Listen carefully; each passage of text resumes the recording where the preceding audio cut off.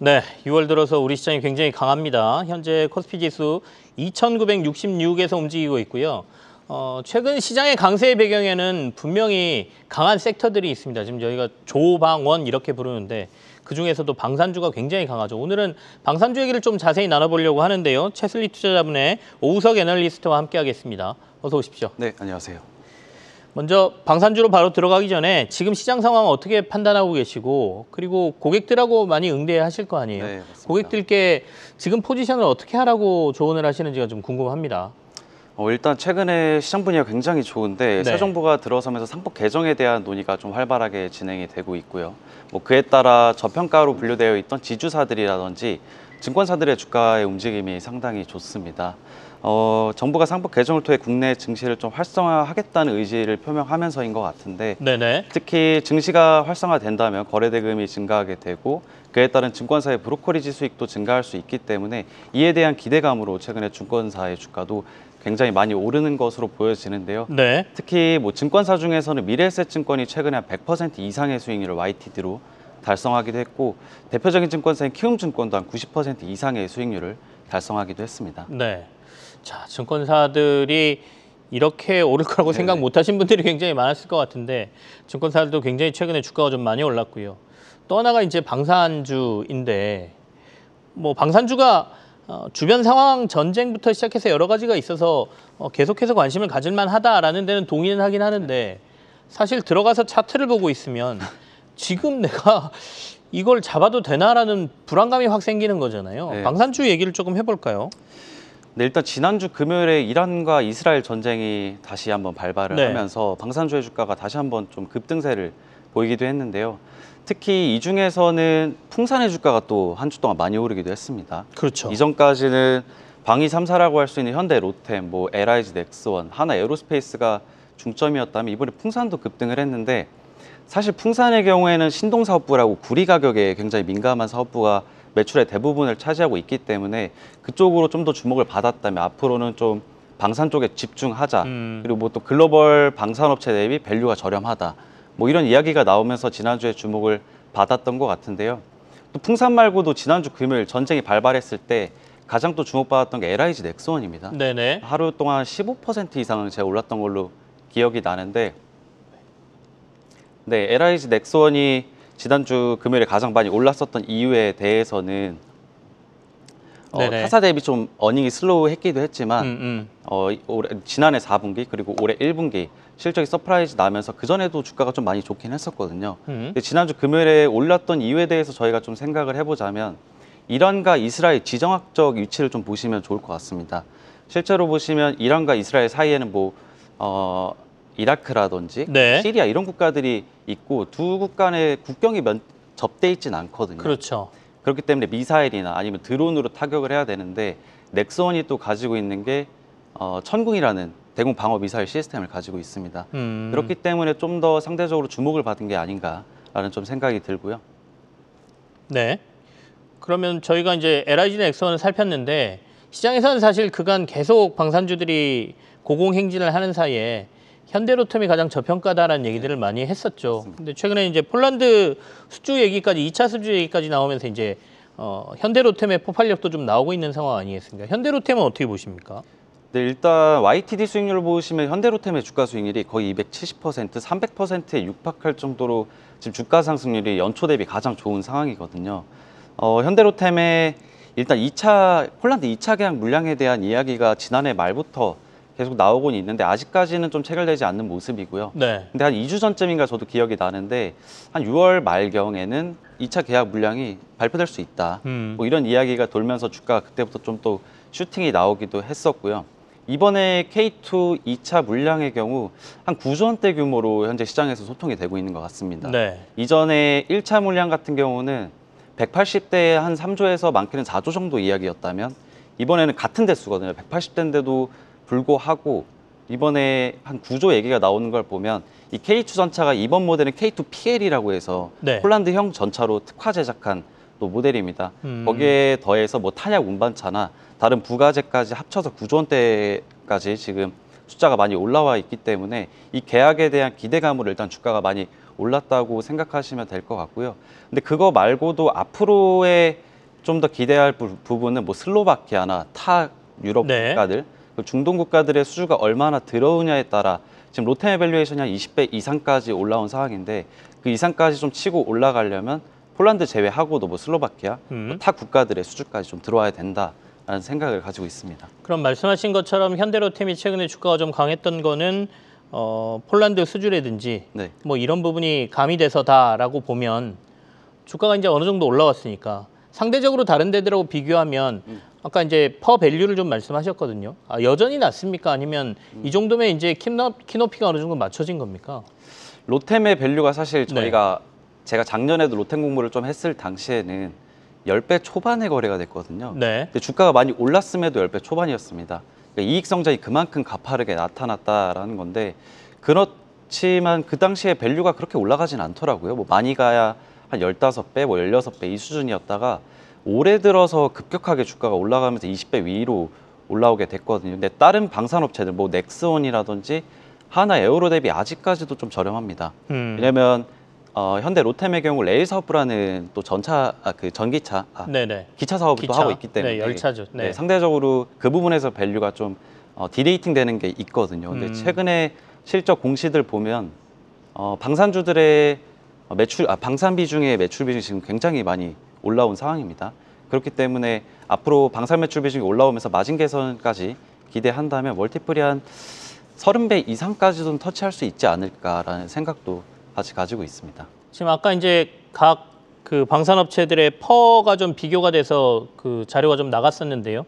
그러니까 뭐 해외 업체들도 좀 나왔어요. 그러니까 라인메탈이라 그래서 독일의 가장 유명한 그 방산업체죠. 네, 맞습니다. 라인메탈이 50배가 넘는 상황이고, 근데 이건 뭐 해외 기업이니까 저희가 제외하더라도 나머지 하나 에어로스페이스라든지 LIG 넥스원이 지금 한 25배, 에어로스페이스는 30배를 넘어선 상황이니까 현대로템도 아까 뭐 열차 레일 사업부 이걸 좀 디레이팅 요소라고 하더라도 그래도 한 30배까지는 가져야 되는 거 아니냐라는 의견이시니까 그래프를 보면 아까 제가 두려워서 이거 잡겠느냐라고 말씀드렸지만 그래도 앞으로의 상승 여력에 대해서 기관 투자자들은 조금 더 높게 보고 있다 이렇게 이해를 해야 될 것 같은데 그래도 부담스럽습니다 사실. 네. 그래서 약간 2차 전지들이 막 날아갈 때가 기억나거든요. 네, 맞습니다. 그때도 시장에서 계속해서 야 이거 너무 올랐어 했는데도 불구하고 주가는 가고 앞으로 실적이 좋아질 거니까 이제 네. 2차 전지는 더 베팅을 해도 되라고 얘기했지만 결국 어느 순간에는 이게 무너지는 순간이 오지 네, 않습니까? 맞습니다. 방사는 어떻게 보십니까?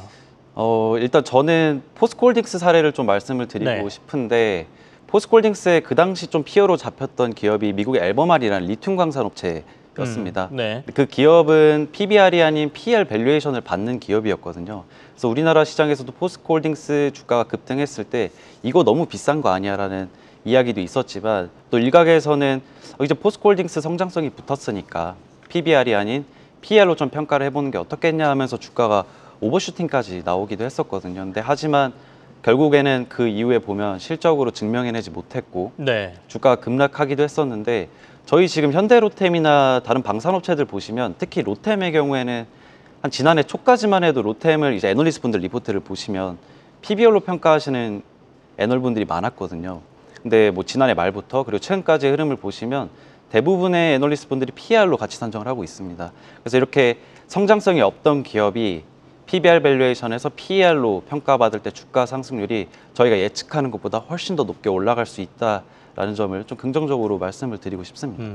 그럼 방산 3사 중에 앞서도 저희가 비교를 했으니까 그러면 딱 하나를 고른다 그러면 지금 상태에서는 현대로템이 가장 나중에 주가 상승에 폭발력이 있을 거다 이렇게 보시는 거예요? 네, 이게 각 기업마다의 좀 장점이 있고 네. 사업이 모델이 살짝 다른데 로템의 경우 전차 사업이 주력입니다. 네. 근데 전차의 경우 이제 단가가 K2 1차 물량 기준으로 한 200억에서 많게는 300억 단가로 알려져 있는데요. 뭐 LIG 넥스원의 미사일 체계나 이런 거에 대비해서 좀 단가가 확실히 높습니다. 그렇기 때문에 마진도 훨씬 높게 나오고 현대 로템의 방산 수출 마진이 30% 이상이 나오고 있거든요, 지금. 그래서 방위업체가 30% 이상의 마진을 기록한다는 게 좀 대단하다라는 생각이 들고요. 그리고 또 이런 말씀을 좀 드리고 싶은데 당연히 지금 방산주들의 주가 레벨이나 밸류가 이전 대비 많이 비싸진 게 사실이거든요. 네네. 그런데 이건 뭐 모든 방위업체들한테 다 적용이 되겠지만 과거에 저는 또 한미 반도체의 사례를 좀 들고 싶습니다.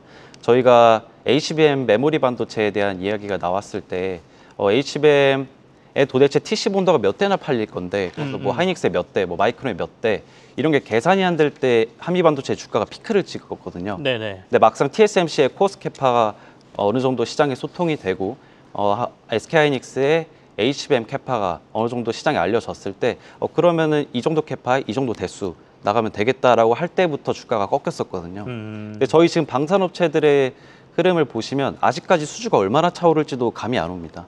일단 로템의 경우만 하더라도 지금 폴란드밖에 없거든요. 기술자가.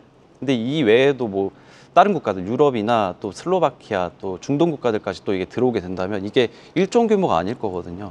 최소 2조 원대 이상의 규모들이 수주로 들어오게 될 수도 있기 때문에 저희가 지금 뭐 멀티플이 20배, 25배라고 하지만 이게 수주가 들어오고 바로 애널리스트 분들이 수정에 들어가기 시작하면은 20배 받던 밸류가 또 15배로 쭉 떨어질 수도 있고 훨씬 많은 수주가 들어오면 이제 네, 밸류는 맞습니다. 떨어지는 거니까요. 네, 그런 점을 좀 긍정적으로 보고 있습니다. 말씀하신 것처럼 시장 규모가 도리어 산정이 되고 나면 네. 주가는 더 빠지는, 그러니까 더 못 오르는 경향이 있는데 산정이 안 될 정도로 시장이 계속해서 막 성장하는 과정에서는 도리어 주가는 더 네. 강하게 갈 수 있다. 근데 방산 기업은 아직은 시장을 평가하기에는 너무 초기 시장이다. 뭐 이렇게까지 얘기를 하시는 것 같습니다. 유럽이 뭐 매년 5%씩 방위비 더 증액하겠다라고 이미 선언을 해버린 상태고요. 거기에 이제 중동 불안까지 가중되면서 아마 중동 국가들의 방위비 지출도 좀 늘어나지 않을까라는 생각도 드는데요.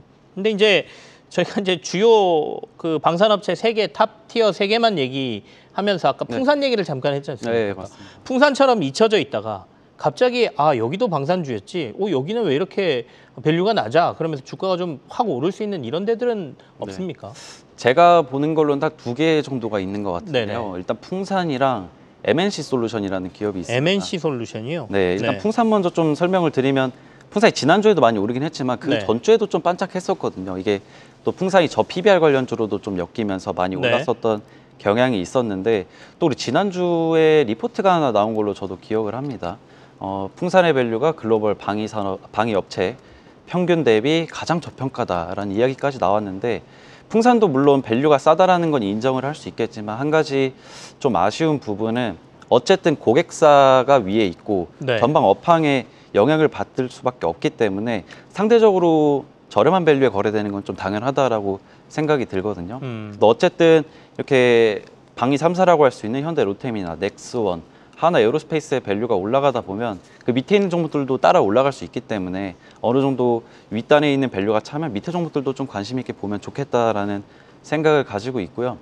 그리고 최근에 또 MNC 솔루션도 굉장히 주목받고 있습니다. 이 회사는 어떤 부분에서 방산하고 연결돼 있어요? 네, MNC 솔루션이 사실 네. 자동차로 치면 현대 모비스 같은 기업이거든요. 음. 네, 고객사로는 하나 에어로스페이스 그리고 롯템, LIG, 넥스원 등을 가지고 있는데 제가 매출 비중을 좀 뜯어보니까 지상방산 분야가 50%입니다. 매출 비중에.